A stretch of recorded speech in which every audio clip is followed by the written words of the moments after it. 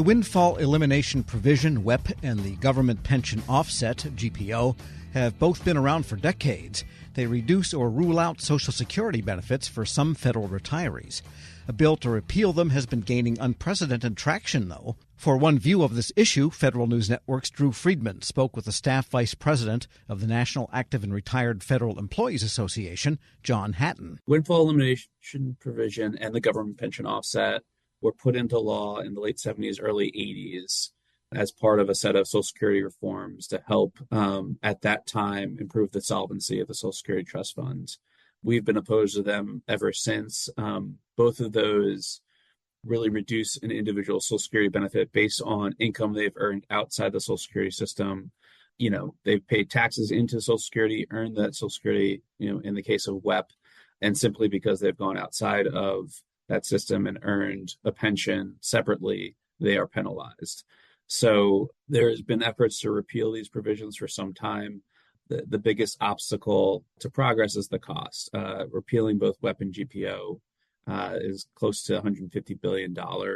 And when you have solvency issues, again, with the Social Security Trust Fund, that's been the real impediment. But we've also, NARF and our allies have been successful convincing members of Congress that this is still a real problem, that it's an unfair provision in the case of both of them. Government pension offset reduces spousal and survivor benefits. And in some cases, people of totally losing that survivor benefit. So, for the people affected, it feels like their Social Security benefits are being taken away, the ones that they've rightfully earned. We have more than 300 co-sponsors in the House and more than 50 in the Senate. They've been around for a long time, and we keep on trying to get it repealed. I really do think it says something to have that much consensus, especially in the House. To have, more than 300 co-sponsors is a really huge deal. And I know there was a hearing just this week on WEP and GPO in the House Ways and Means Committee. Can you talk a little bit about what's led up to that point and what might still be ahead for how this bill might move through Congress? There was a field hearing in Louisiana the week of Thanksgiving as well. It really focused on those impacted. In that case, they really focused on the police officers and the firefighters and the teachers affected, because it affects state and local government employees in particular states that have similar systems to the older federal system, the civil service retirement system. Those are the people who are affected by WEP and GPO on the federal side. So they've kind of heard from the individuals affected. They're going to take a look at kind of think tank witnesses in this next hearing and kind of take a look at a little bit deeper into the policy justifications for these and what the options may be to reform or repeal them. So it's a good sign that we've had 2 hearings on this issue. That's not been the case before. Last Congress, a motion to put this repeal bill on the consensus calendar was filed that basically forced the House Ways and Means Committee to have a markup on the bill, but they advanced it without recommendation. So they basically said, we don't want this getting a vote, but we're going to take this off the consensus calendar to avoid a floor vote. So we've kind of started this Congress off at a faster pace than where we were at the last Congress. And last Congress, we ended with 305 co-sponsors, and now we're over 310. So the progress has been building over the last 2 Congresses, I think particularly comparative to where it was, over the previous decade. The 2 hearings are good news. The next step beyond that would be to try to push for a markup of this bill or some type of bill to address these issues. So the hope is that these 2 hearings are signaling that the committee is taking this issue more seriously than it has in the past. And, the hope is that these would be a precursor to some additional action on the bill. Now, that's not guaranteed. That's not set. Certainly up for debate and a lot of uncertainty around that. But that's what we're pushing for, is that markup of a bill on this issue. And do you have any sense of if that was going to happen, if there was going to be further traction, so to speak, on the bill? What would be the timeline for that? That's hard to say, but you would hope it would be probably by the end of July, just because we're running in an election year. And the closer we get to the election, the less likely it is that something will happen. So the idea would be get that markup, not just to make progress for next Congress, but to also try to make progress to get this bill to the floor after the markup, pass the House, and then start working on the Senate as well. So I think by July would be the hope, but we don't know, and we'll take by the end of the year too, if that can happen. Right. Yeah, I guess we'll just have to see how that all plays out and just see over the next couple of months what sort of developments there are. But John, I also wanted to switch gears here a little bit because there's another topic that's been really front and center of the news for federal employees and the federal workforce.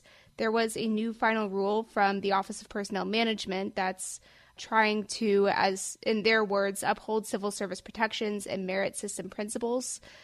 You know, we know that this is a response to Schedule F, the executive order from the Trump administration, to try to prevent its resurrection potentially in a future administration.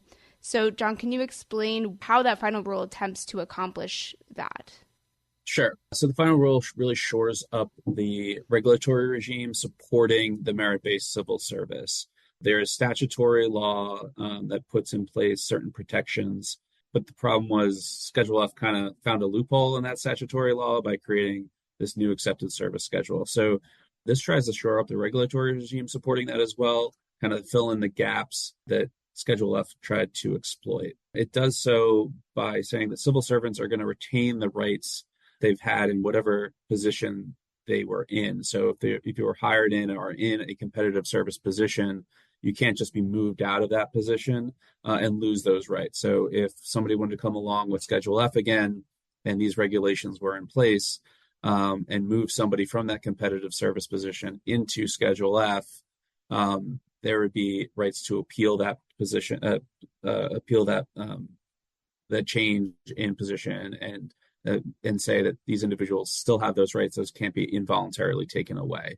So it really says, so you can try to move me into Schedule F, but you're not going to take away those rights that protect that merit-based civil service. Provide some other regulatory requirements in terms of creating, different schedules that would impact the merit-based system principles. It clarifies that confidential, policy-making positions are non-career political positions. So there is a role in the federal government for people that are making policy, determining policy. Those are political jobs, not the non-career jobs, and trying to shore up what has consistently been the case. So does this prevent any prospect of a Schedule F in the future? No. These regulations can be changed by a future administration, but they would have to go through a notice and comment rulemaking. And so right now, if these are in place, if these are not challenged, and if another administration, before another administration can go ahead and try to change them, they do provide protections to individuals, protections to that merit-based system. So I think it's a really strong and important step in the right direction.